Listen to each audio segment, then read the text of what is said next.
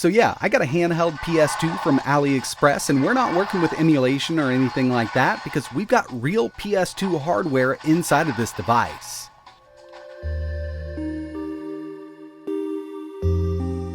Hey, what's going on everybody? It's ETAPRIME back here again. Today I am super excited because we get to take a look at a really awesome handheld that I've had my eye on for a while.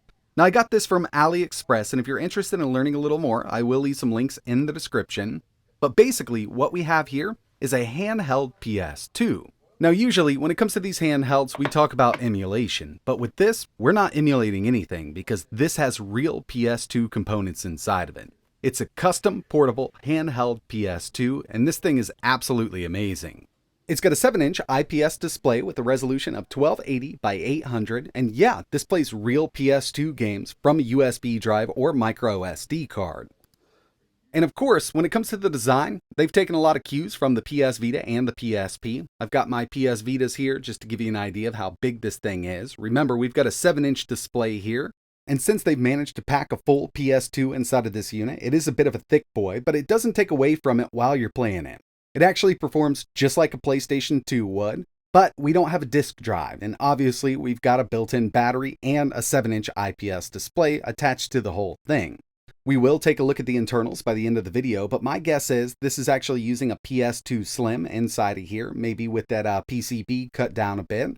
It's got a memory card soldered in, and everything will run from this USB port up top here. And in order for all of this to function correctly from USB, it is using FreeMC Boot. Real quick, I'll give you a look here. This is the only USB port on the unit, and it's kind of a USB/micro SD card reader. I've got a 64 gigabyte card here, and I've added some of my own games to it. It's actually really simple to do.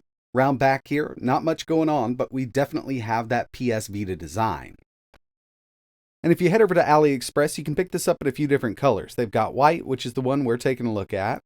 They offer a red, gold, black, and even a pink version. But yeah, I think this thing is really awesome, especially given that we're working with real PS2 hardware here inside. Like I mentioned, the overall unit is a thick boy, and rightly so, given that we have a full PS2 shoved inside of this thing. Our power switch for the screen is down here, and once we want to boot up the PS2, we can press this button over on the left-hand side. It'll bring us right into FreeMC Boot, and this is running from a memory card inside of the unit. And this is going to bring us right to our game selection screen. Everything is being read from that micro SD card up top, and I've just installed some games here that I personally like to play. And you can go through, add your own artwork, screenshots, and some metadata here with each one of these games. But we do have full control over the built-in screen and volume. It's got dual stereo speakers. We can adjust the brightness, contrast, saturation, and everything like that. If you're not familiar with FreeMC Boot for the PS2, basically what this allows us to do is run games from USB or a hard drive. And this is actually installed on the internal memory card. The memory card is an original PS2 memory card soldered in place. And MC Boot does allow us to do a lot more than just launch games from USB, but basically with this setup here, that's exactly what I needed, because we don't have a disk drive on this handheld PS2. Getting right into it, we'll go ahead and launch Tekken 5 here. I wanted to show you some gameplay. It actually works really well. These games are going to run at full speed. Another thing the creator has added here with his handheld PS2 is an internal fan to keep the system nice and chilly. It's not terribly loud, but you can hear it spin up if you've been playing for around 30 minutes or so. Personally, I think this IPS display looks great. It's not an AMOLED or anything like that, but you know, we're playing PS2 games. It's 1280 by 800. These games do look great on it. It's got plenty of brightness. I don't have it jacked up to 100% right now, and it's totally fine. I could actually turn this down and not have a problem with it. The buttons and analog sticks feel great here. So obviously we've got those dual analog sticks. We've got our D-pad, which is separated just like a PS2 D-pad would be. Cross, square, circle, triangle. We've also got start and select under the right hand analog stick and the PS2 power button under the left analog stick. It also has L1, L2, R1, and R2 up top. But really, when it comes down to it, we're playing on a real PS2 right now. This is not emulation. We've got the same hardware that the PS2 Slim had in it, so all of these games are going to work properly. Now from MC Boot, you may need to add a few different parameters to get a game to work correctly. Like for instance, Gran Turismo 4, right out of the box, the controller wasn't working. All I had to do was add the correct fig in MC Boot and it was good to go. Let's go ahead and move over to another one of my favorite PS2 games. We've got Ratchet and Clank going commando. Analog sticks feel great, and yeah, they do have L3 and R3, so you can press in on them if you need to, if the game supports it, and of course, some games required that L3 and R3 button. But yeah, this is really awesome. I mean, I've been having a blast with this thing. Of course, it is a bit expensive for what you're getting here, and you could always run something on the Steam Deck, emulate your favorite PS2 games.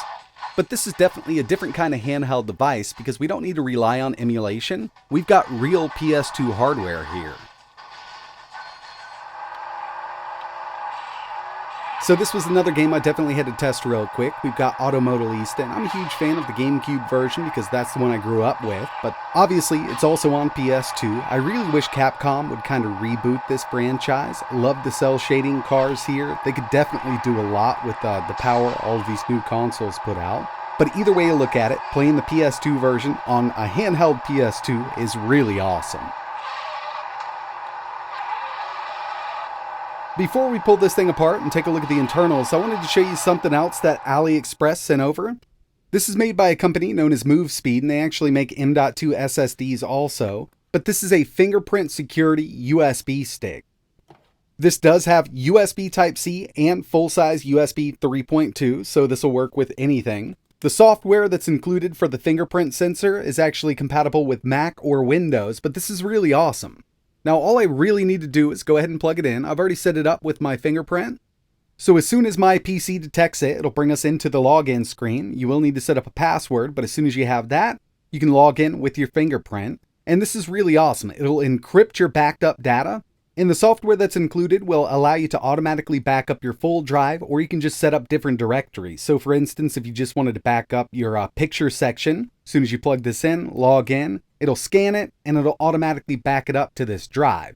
Now it's not just a regular old USB drive, it's actually pretty quick for one of these.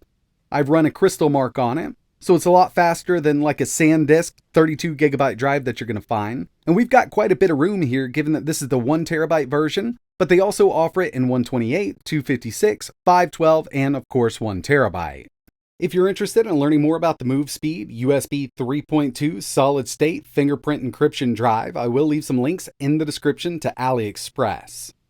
Now it's time to get inside of this handheld PS2, and the case itself is actually 3D printed. I don't know anybody who does injection molding on these cases, but there are some custom parts inside of here. I was actually really impressed. No hot glue or anything like that. It's actually gone together very professionally, and this will give us a good idea of how everything's set up. So it looks like we've got a custom frame here for the front buttons and the 7-inch IPS display.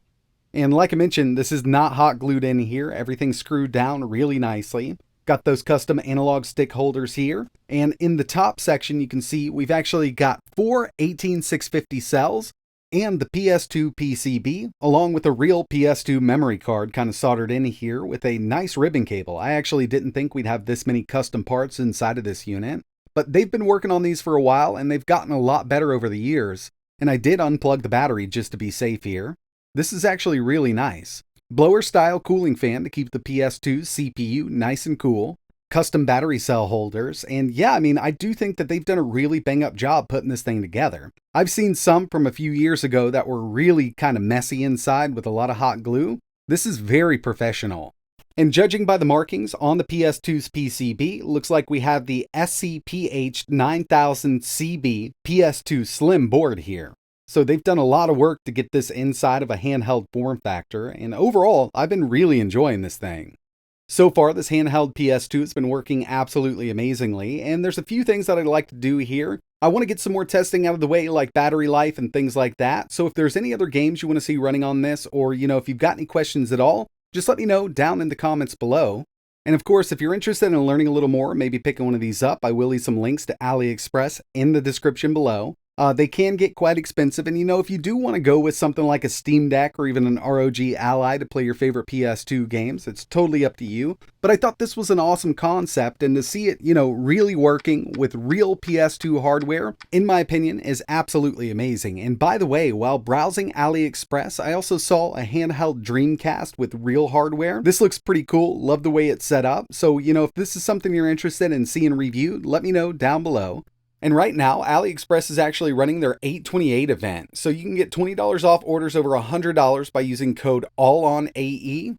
That's all on AE, all capital. And this is going to be running from August 18th to September 24th, so don't forget to use that code.